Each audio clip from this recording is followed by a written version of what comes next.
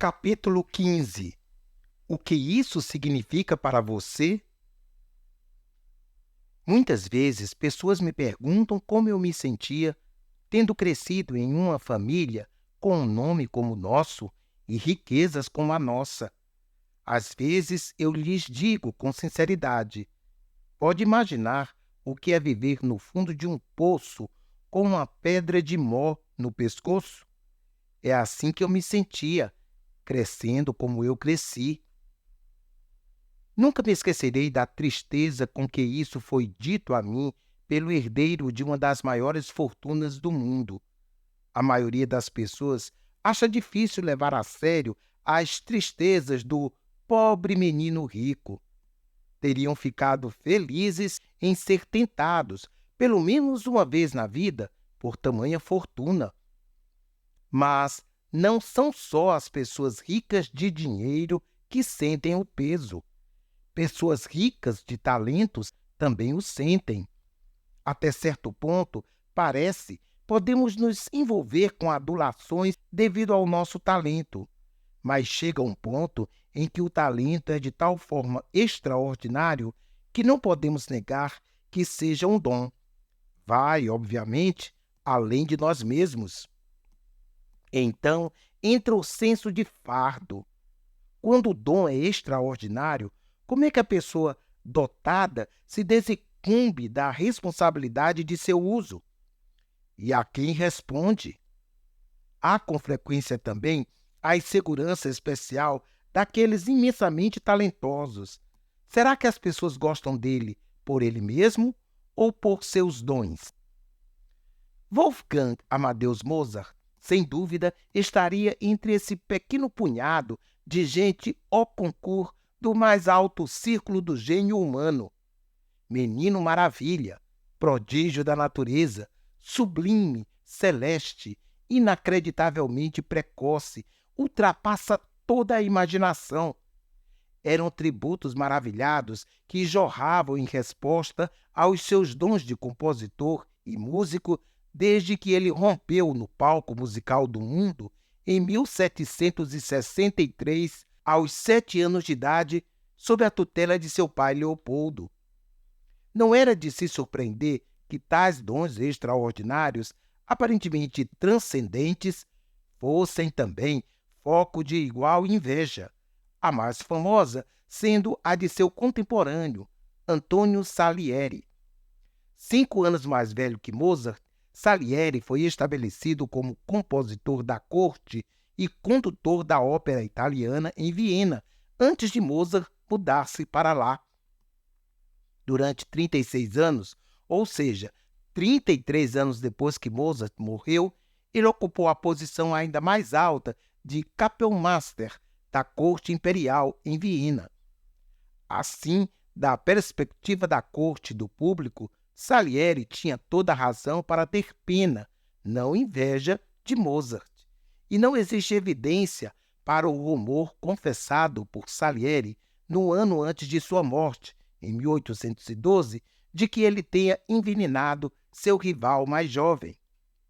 Porém, o potencial dramático desse rumor de rivalidade atraiu dramaturgos como Alexandre Pushkin, cujo Mozart e Salieri foi musicado por Rimsk-Korsakov, e Peter Shaffer, cujo premiado Amadeus tornou-se em filme ganhador do Oscar, feito por Milos Forman.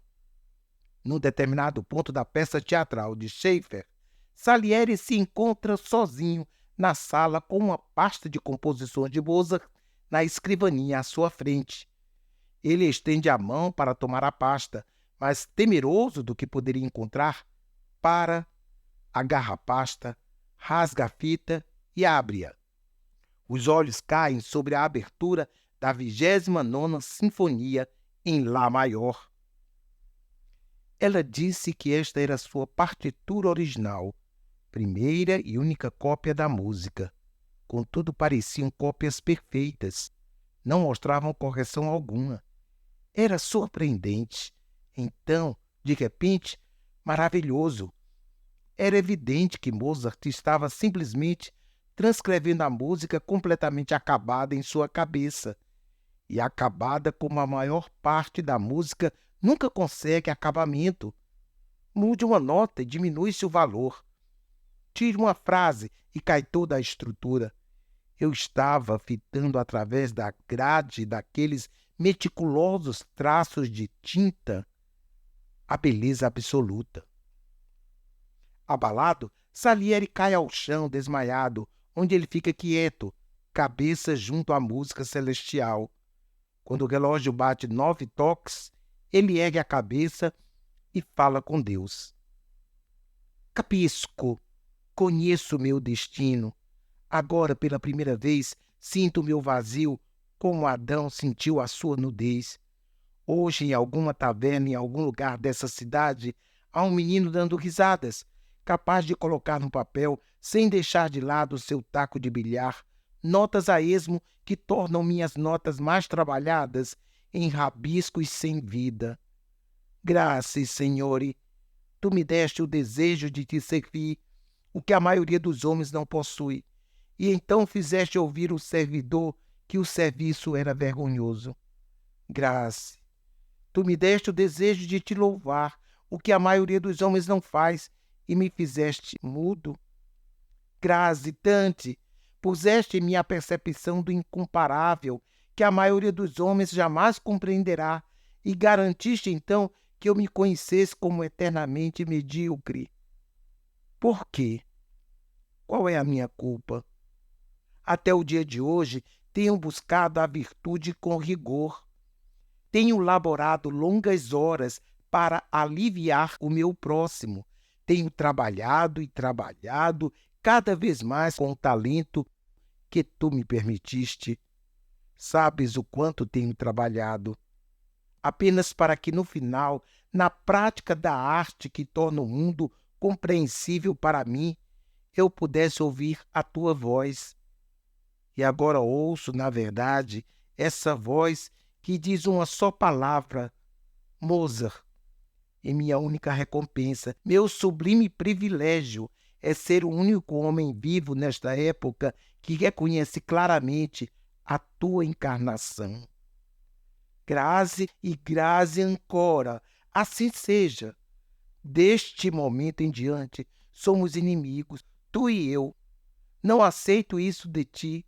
Ouviste bem? Dizem que de Deus não se zomba. Eu digo a ti, do homem não se zomba. Eu não serei zombado. Dizem que o Espírito sopra onde quer, pois eu digo-te, não. Deve ouvir a virtude ou não soprar em lugar algum. A peça de Schaeffer, tanto nas versões do palco quanto em filme, tem tocado profundamente auditórios no mundo todo. Mas as evidências da própria vida de Mozart também nos desafiam a sentir o peso do dom a partir de seu ponto de vista. Morrendo em 1791, com a idade de 35 anos, sendo enterrado em túmulo de indigente, Mozart viveu vida curta como uma tragédia composta de determinados componentes óbvios. Foi controlado por um pai tirano, traído por uma esposa infiel, atormentado por preocupações financeiras, condenado a gastar um terço de sua vida viajando e, acima de tudo, preso na mudança do mundo de música da corte, na qual o músico era pouco mais que um fracassado, para o mundo da música do artista, no qual o músico era potencialmente um gênio independente e livre agente de suas próprias obras. Mas o que dá um sentimento mais sofrido à tragédia de Mozart foi o intercâmbio entre os seus dons, seus desejos e seu senso de obrigação. Os cidadãos de sua Salzburgo nativa não o apreciavam. Quando eu toco ou quando são apresentadas as minhas composições, é como se os ouvintes todos fossem apenas mesas e cadeiras, disse ele. Ele foi literalmente expulso do emprego do Conde Colloredo, arcebispo de Salzburgo. Mas o que deu sentido à sua vida foi seu extraordinário dom e seu decorrente senso de dever para com Deus. Sou compositor e nasci para ser Kapellmeister.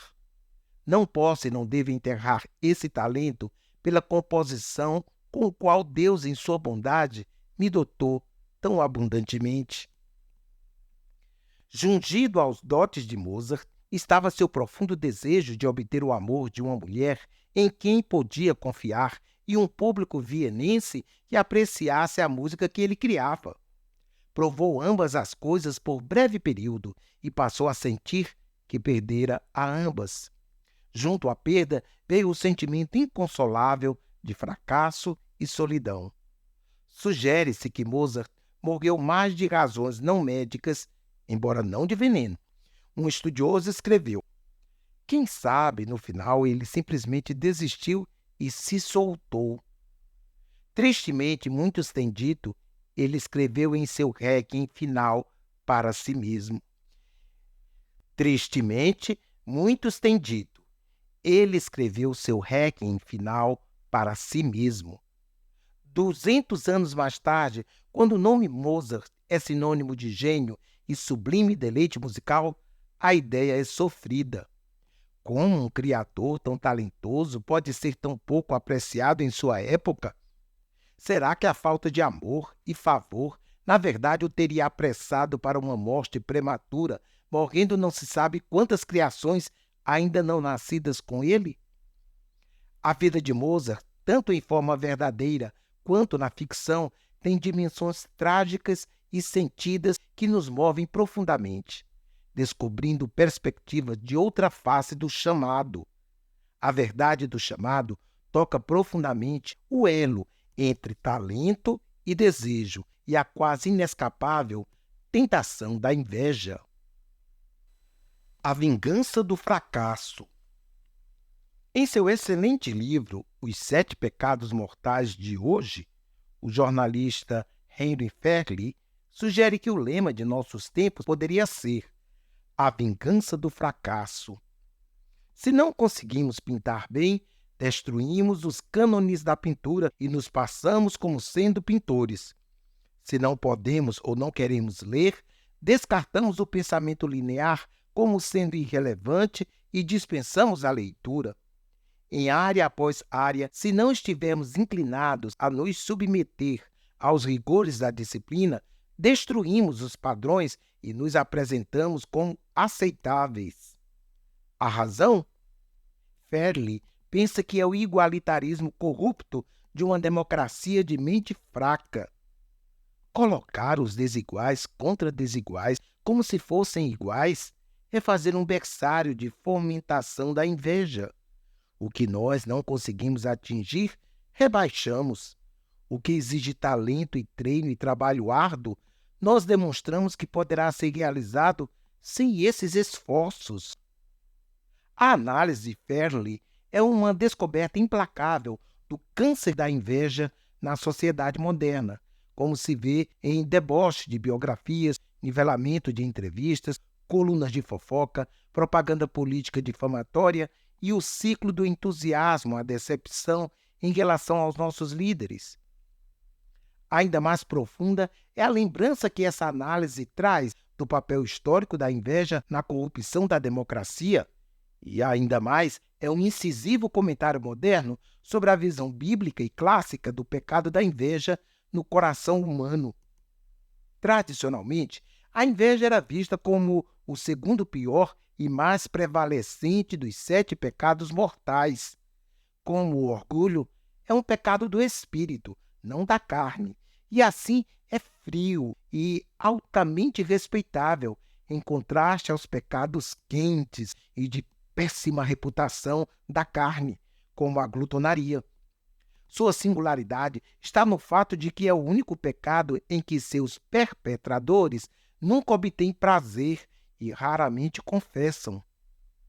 Como com o orgulho, as pessoas modernas tendem a se esquivar do ardume da visão clássica, mudando a definição da inveja. Seria errado, dizem eles, ver alguém obter sucesso nos negócios ou esportes, por exemplo, e desejar também o sucesso? Aspirar, emular, competir, não são essas as coisas que dirigem uma sociedade aberta e um mercado livre? Mas a inveja não é mera ambição ou aspiração. Esses temas, afinal, são construtivos e centrais para o chamado. Mas a inveja, na famosa definição de Tomás de Aquino, é tristeza pelo bem de outrem. A inveja entra quando, ao ver a felicidade ou o sucesso de outra pessoa, sentimos-nos questionados. Então, por causa da dor de nossa autoestima ferida, procuramos rebaixar a outra pessoa ao nosso nível em palavras ou atos. Sentimos que elas nos diminuem com o seu sucesso e que devíamos fazê-las descer ao nível que elas merecem. A inveja nos ajuda a pensar. A inveja é, em seu estágio pleno, um sentimento de rejeição, deslocamento e de destruição. Dorothy Sayers resumiu sucintamente da seguinte forma: a inveja começa perguntando plausivelmente: por que eu não posso usufruir aquilo que os outros usufruem? E acaba exigindo: por que os outros podem ter prazer naquilo que eu não posso? Quando perguntaram a Sir John Gielgud um exemplo de inveja, ele respondeu com simplicidade e autodepreciação típicas dele. Quando Laurence Olivier fez o papel de Hamlet em 1948 e os críticos elogiaram sem fim, eu chorei. Há importantes razões pelas quais o chamado é vulnerável à inveja, como ilustra a rivalidade entre Mozart e Salieri. Primeiro, a inveja toca no lugar onde nosso dom e nossos mais profundos desejos se entrelaçam com nosso senso de chamado. Para compreender a nós mesmos, precisamos saber não só quais são nossos dons, como também quais os desejos mais profundos que almejamos realizar. Nossos desejos, não é necessário dizer, não são simplesmente o de cumprir o chamado de Deus, porque para cada desejo bom e consciente, temos outros desejos menos conscientes e muitas vezes bem menos dignos. Através dos anos, esses profundos desejos primordiais crescem fixos, de forma a ajudar-nos na vida adulta, embora muitos deles sejam arraigados e reforçados pela trajetória de nosso passado. Cumpra-os e a vida estará plena de significado. Negue-os e as crenças mais sofisticadas e tenazes parecerão sem significado. Confunda-os com o chamado e os elementos de desejo não cumpridos, talvez impossíveis de serem realizados, tornam-se lugar de multiplicação da inveja. Segundo, a inveja corrompe o chamado, introduzindo os elementos da competição. Como o orgulho, a inveja é, por natureza, comparativa e competitiva. Mais precisamente, o orgulho é competitivo e a inveja resulta do orgulho ferido na competição. Como escreveu C.S. Lewis em Cristianismo Puro e Simples, o orgulho é essencialmente competitivo. O orgulho não tem prazer em ter algo, mas somente em ter mais dele do que o próximo homem. Dizemos que as pessoas têm orgulho de ser ricas, ou inteligentes, ou bonitas, mas não têm. São orgulhosas de serem mais ricas, mais inteligentes ou mais bonitas do que outros. O ponto de Lewis sobre o orgulho também se aplica ao chamado. Uma vez que entre o elemento da competição, não demora muito para a inveja chegar. O que acontece se você parar por um momento no caminho de seu chamado e olhar para as outras pessoas dentro de seus chamados? Sempre encontrará alguém que tem um casamento mais feliz, filhos mais maravilhosos, maior renda mensal, maior reconhecimento público ou qualquer que seja a área que o sucesso toca nas profundezas subterrâneas de seus desejos. Permita que tais comparações se misturem com seus desejos menos dignos e a inveja levantará de novo sua cabeça. Uma inveja que aumenta e não diminui com a idade. Uma inveja que pode ser mesquinha, mas será devoradora de tudo. Inveja que focaliza sobre o mais competitivo e assim mais próximo de seus próprios dons e do chamado. Inveja essa que finalmente é autodestruidora porque o que o invejoso não consegue desfrutar, ele não permite a mais ninguém. Terceiro, a inveja ataca o chamado especialmente porque o chamado volta diretamente a Deus e a inveja é essencialmente profana.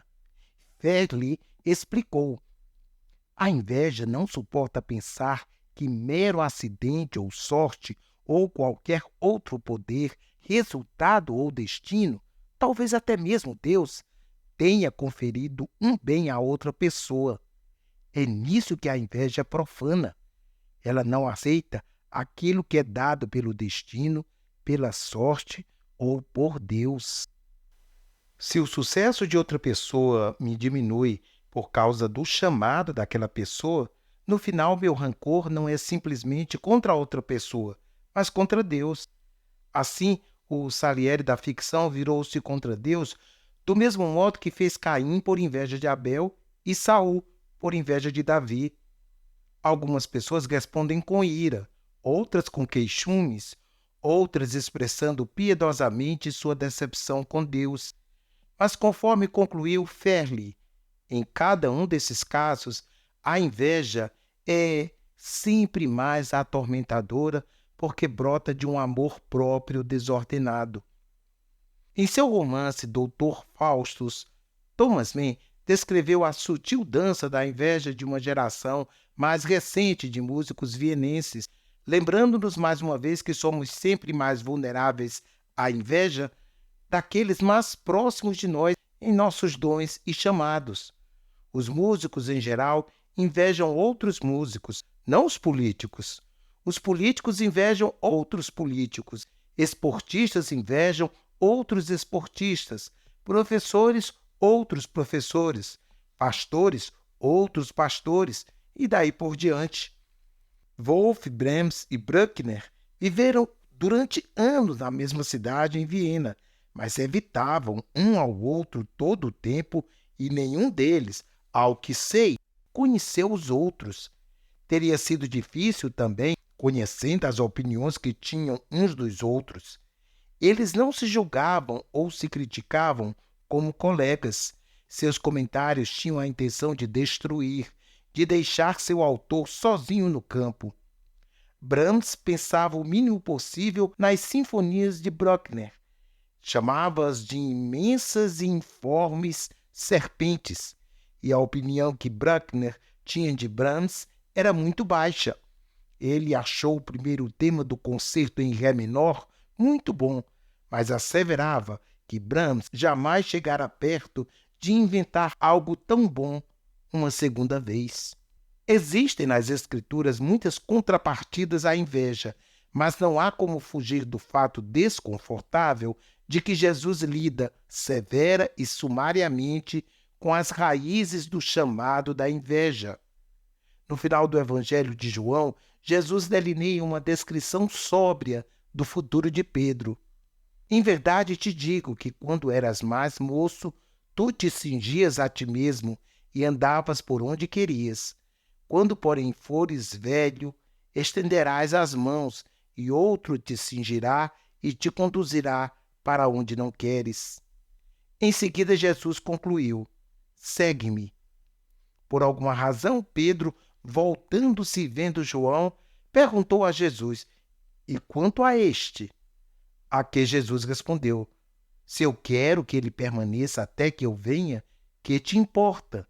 Quanto a ti, segue-me. Quando Jesus chama, ele nos chama um a um. As comparações são tolices. Especulações a respeito dos outros são uma perda de tempo. E a inveja é loucura tanto quanto é maldade. Cada um de nós é chamado individualmente, responsável somente a Deus, para agradar a Ele somente e, no final, ser aprovado apenas por Ele. Se somos tentados a olhar em volta, comparar as notas e usar o progresso de outros para julgar o sucesso de nosso próprio chamado, ouviremos o que Pedro ouviu. O que você tem a ver com isso? Segue-me. Você tem o hábito de olhar em volta para os outros que têm chamados próximos ao seu? Você se sente questionado pelas realizações dos outros? Você sente que o sucesso deles é maior do que merecem e o seu, de alguma maneira, menor? Está desapontado, até mesmo zangado, com a lacuna entre os seus desejos e as suas realizações? Ouça Jesus de Nazaré, atenda ao seu chamado.